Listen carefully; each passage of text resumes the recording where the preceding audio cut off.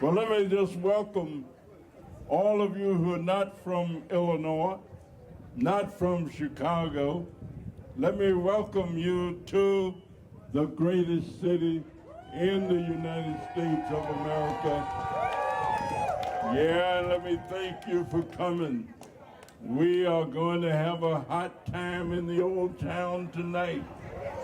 Not only tonight, but we're going to do it all week. As a matter of fact, this is the showplace of America. And anybody who don't know it, you look at all these skyscrapers and all these things that Illinois and Chicago have produced. I was thinking a moment ago that Abraham Lincoln used to be here, and he was the representative for the 7th district then. This is the 7th district now, and it is continuing to build on everything that Abraham Lincoln meant, everything that the times called for, and everything that the times did for. So welcome.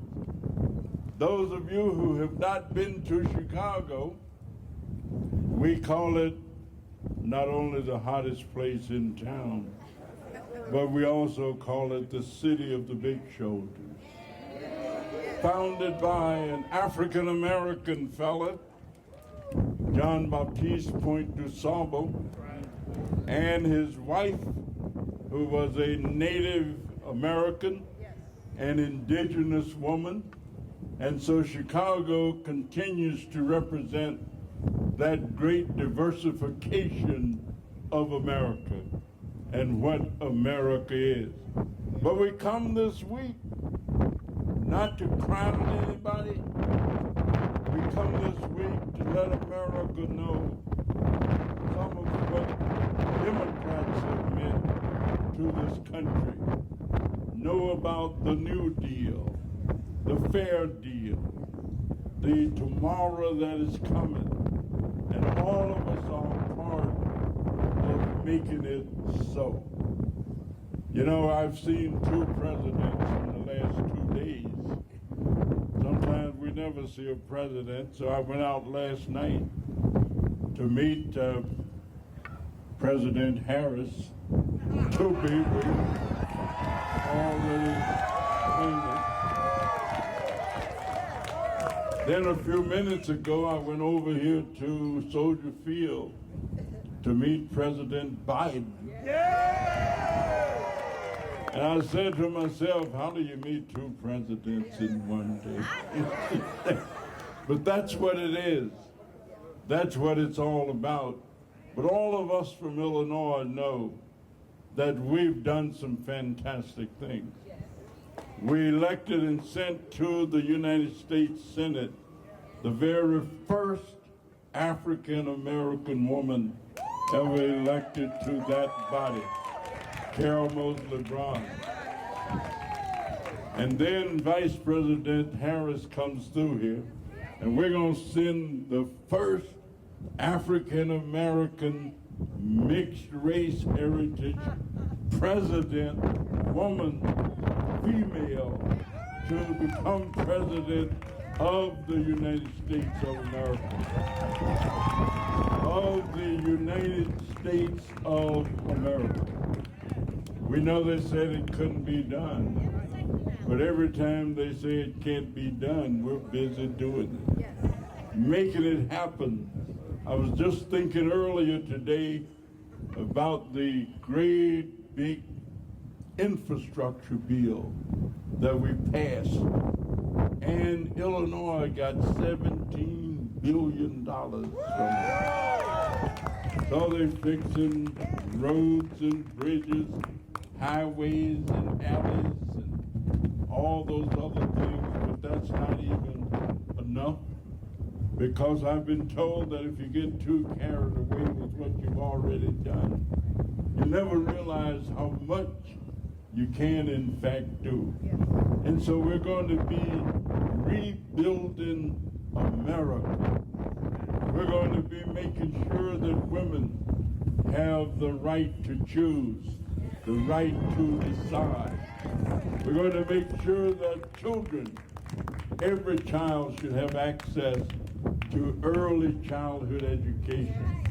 We're going to restore the magnificent tax credits that we provided for low-income families, low-income children, when we gave everybody who had a child 5 and under $300 a month if their salaries was not $75,000 a year.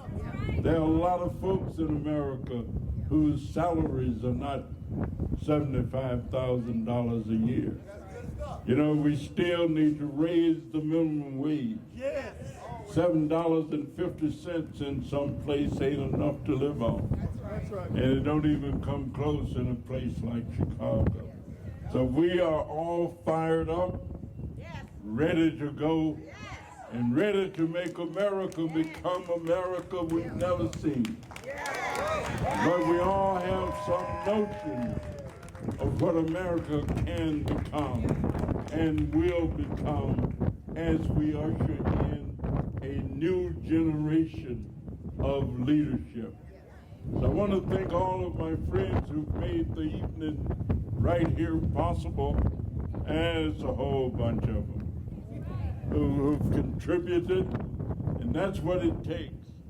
Nobody thought that Kamala Harris would be able to generate the kind of money 2-3 days after becoming the candidate. Money started pouring in like water pours into Lake Michigan. And we're going to keep it coming, keep it moving, and let them know that a few billionaires are not going to be able to buy our government, are not going to be able to make our government appear as though it's a place for sale. So let me thank some of the people I got on this list for the Illinois Corn Growers Association, where they're at Superior Ambulance, Win-Win, Ricky Hendon Jr., Conlon and Associates, Invariant, the National Structured Settlements, Trade Associations, BMO Bank, and the list goes on and on and on, and it keeps coming. So that we can all get over to the place in the 7th District. You know, you're in the 7th District now. The most fascinating piece of geography in North America compressed into a political subdivision. We've got downtown, Greektown, Chinatown, Little Italy, Ukrainian Village, Bronzeville, Solville, suburbs, city, whatever we can get, Dr. Starks. We'll take it all. And if we don't go far enough, we'll even go out into other counties. So let me just thank everybody for today. I've got an incredible staff who've been helping me get elected all these years. You know, I serve on the Ways and Means Committee, and all we do is try to figure out ways and means. And that is the ways and means of keeping America growing, keeping America developing. I've always so been around for a little time, so people say, you got a new haircut. And I say, yeah, my barber got carried away and started taking away. But I've been in office now in Chicago and around other places for 27 plus years in the House of Representatives. And we've been able to do a lot of good stuff with that. A lot of folks don't know it. I come from a health background. And I started working with the federally qualified health centers. There were 10 of those in the United States of America. 10. 3 of those 10 were in Chicago. Now there are 1,400 of them.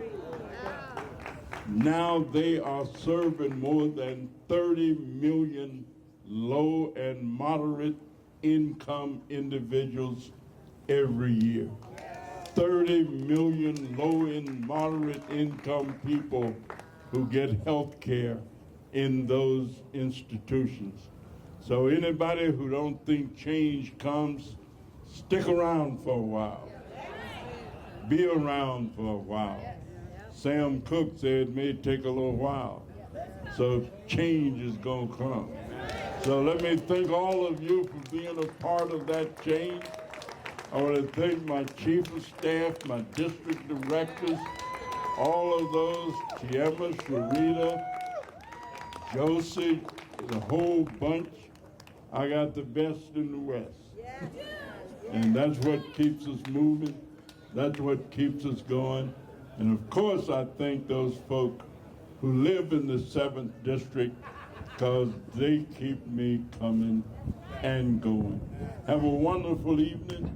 Get over to the United Center and enjoy it, because next year, White Sox going to win some baseball games. The owners are the same. So thank you all. So,